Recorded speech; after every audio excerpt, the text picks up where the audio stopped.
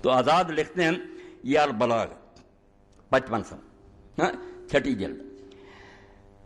سمجھ لو اس کو، اگر دین کو سمجھنا خدا کے لیے پہلے دین کو تو سمجھیں، حسین خود ہی سمجھ آ جائے گا اور یزید کا بھی پتہ چل جائے گا. یہاں نہ نمازوں کی بات ہے، نہ روزوں کی، نہ حج کی، نہ شراب کی. دین کی اصل کی بات ہے کہ خلافت اس طرح لینا انتہائی جرم ہے. آپ ساری دنیا میں لوٹ لیں، اتنا جرم نہیں جتنا تخت پر قبضہ غیر آئینی جو ہے یہ جرم ہے. ساری عدالتیں بک جاتی ہیں، پھر جج ٹیلی فون کر کے پوچھتے ہیں کہ کیا فیصلہ کریں، ان مشورہ لیتے ہیں، ہر چیز تباہ ہو جائے. ساری چیزیں آپ کے سامنے کو بیان کرنے کی ضرورت ہے. کوئی نہیں پھر رہتا دین پر، ہر شے کیا سودا ہو جاتا. تو لکھتے ہیں یزید کی شخصی خلافت کی بیعت کے لیے جو ہاتھ بڑے تھے وہ اسلام کی جمہوریت کا کما کرنا کرتے. وہ بیعت نہیں تھی، محض اسلام کو چھری پھر رہی تھی کہ اسلام کی جو آزادی اور جمہوریت برباد، اور مذہب کی قربانیاں صرف امر بالمعروف و نہی عن المنکر ہی کے لیے ہوا کرتی ہیں، اور دین میں جو حکم ہے کہ برائی ہو تو اس کو روکو.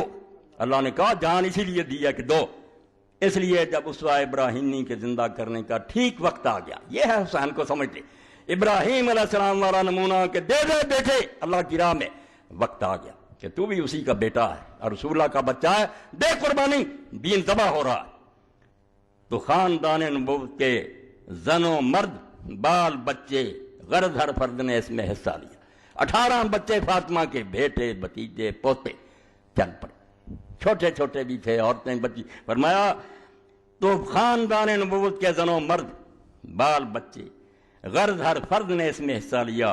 اور جن قربانیوں کے پاک خون سے زمین کی آغوش اب تک خالی تھی، خون منگی سی زمین، ان سے کربلا کا میدان رنگ گیا.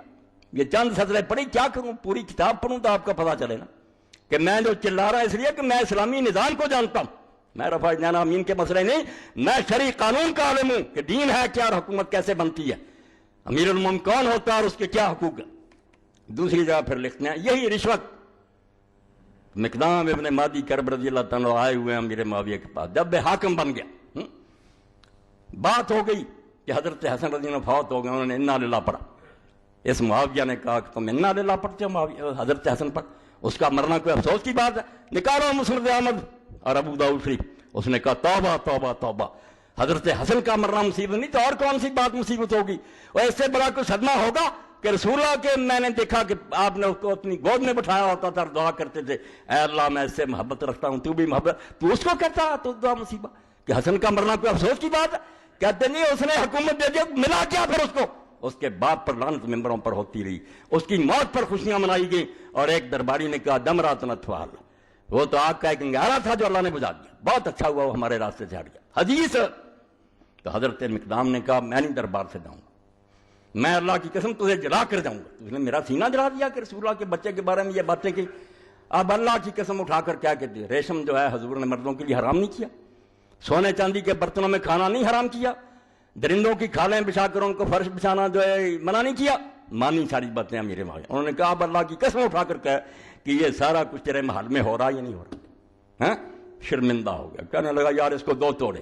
وہی چال کہ یہ نہیں مانتا، بعد روپیہ لاؤ، پھیلیاں باقی انہوں نے لے لی. مقدام نے ہاتھ نہیں لگایا، کہنے لگا یہ بڑا سخی آدمی، بڑا سخی ٹال بات. تو کیا لکھنے آزاد اس پر، اس امیر معاویہ کی سیاست یہ تھی، وہ آ رہی ہے، اسی کی نسلیں ہمارے ملک میں بیٹھی ہوئی ہیں.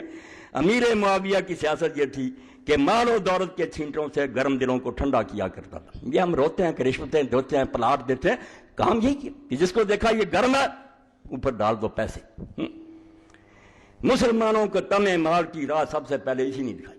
یہ کوئی تاریخ نہیں، خدا کی قسم حدیثیں بھری، پیسے دینے اس نے شروع.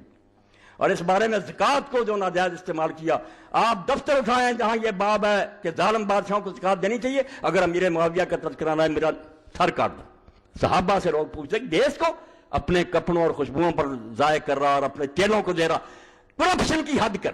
انہوں نے کہا حضور نے فرمایا تھا ظالموں کو دے دو تم بری ہو جاؤ گے مجرم. وہ احادیث صحیح نکال کر دکھاؤں گا. کس دور کی تو حمایت کر رہے ہو جس کے بارے میں حضور نے فرمایا ظالم بادشاہ تھے، اللہ سے ڈر جاؤ.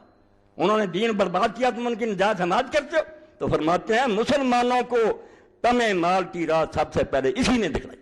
اس نے یہ لالچ دیا کہ پیسے دو لوگوں کا ایمان خریدو.